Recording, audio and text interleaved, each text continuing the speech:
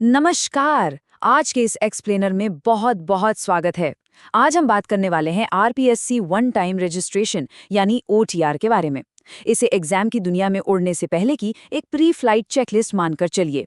एक छोटी सी भी गलती और पूरी मेहनत क्रैश हो सकती है। तो चलिए बिना किसी देरी के सीधे काम की बात पर आते हैं। आज के हमारे एजेंडे में ये खास पॉइंट्स होंगे।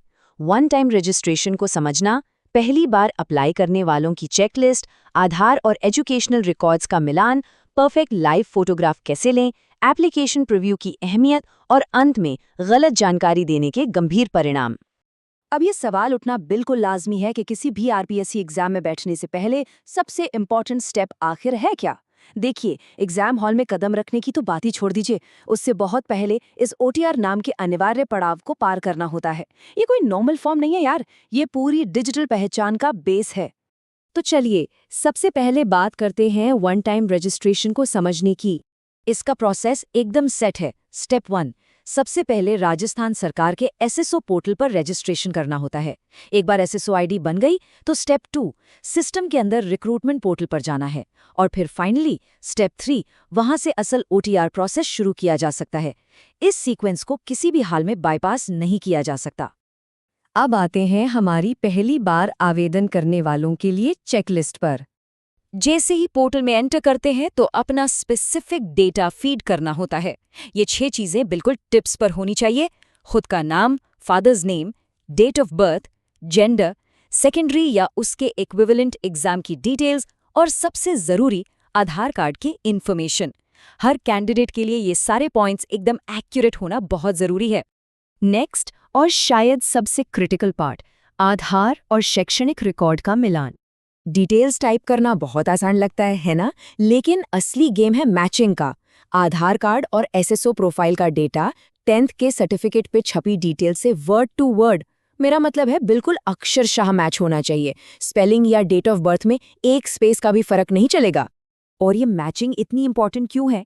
क्योंकि एक बार ओटीआर फाइनली सबमिट कर दिया, उसके बाद कमीशन के लेवल पर इनमें से किसी भी डिटेल में कोई बदलाव मुमकिन नहीं है। No chance. प्रोफाइल एक बार लॉक हो गई तो बस हो गई।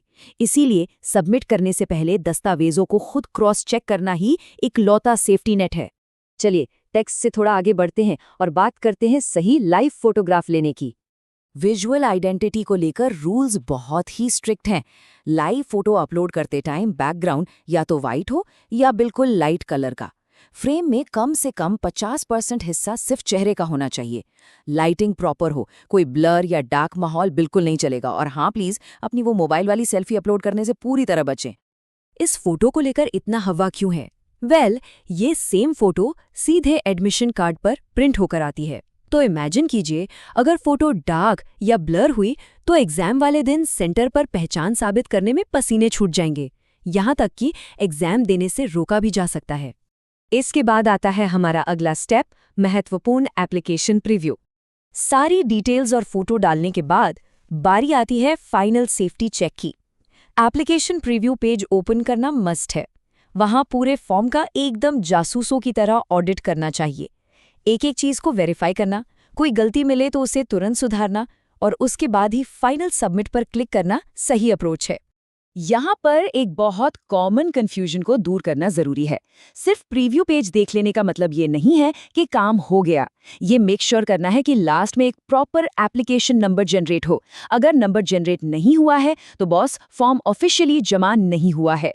और फाइनली आइए बात करते हैं गलत जानकारी देने के क्या परिणाम हो सकते हैं। अगर किसी को लगता है कि कोई भी फर्जी जानकारी डालकर बचा जा सकता है तो ऐसा बिल्कुल नहीं है। जानबूझकर झूठी इन्फॉर्मेशन देना या बिना एलिजिबिलिटी के फॉर्म भर देना ये कोई छोटी मोटी मिस्टेक नहीं है। भारतीय न्याय संहिता यानी बीएनएस 2023 के सेक्शन 217 के तहत ये एक बहुत ही सीरियस लीगल ऑफेंस है। और इसके एडमिनिस्ट्रेटिव नतीजे क्या होते हैं? एप्लीकेशन तुरंत कैंसिल कर दी जाएगी और इतना ही नहीं, आने वाले सभी भर्ती एग्जाम्स से पूरे 3 साल के लिए डिबार यानी बैन कर दिया जाएगा। पूरे 3 साल। किसी भी करियर के लिए ये कितना बड़ा झटका है, इसका अंदाजा आसानी से लगाया जा सकता है। तो फॉर्म का वो फाइनल सबमिट बटन दबाने से पहले ये सवाल खुद से जरूर पूछना चाहिए, क्या सारी डिटेल्स क्रॉस चेक्ड हैं? क्या वो ओरिजिनल डॉक्यूमेंट से 100% मैच खाती हैं? क्या फॉर्म सच में सबमिशन के लिए रेडी है? क्योंकि दोस्तों, डिजिटल दुनिया की एक छोटी सी टाइपिंग मिस्टेक या एक खराब सी सेल्फी असल दुनिया के सालों के हार्डवर्क पर भारी पड़ सकती है। सही जानकारी के साथ आगे बढ़ें और बस अपनी तैयारी पर फोकस करें।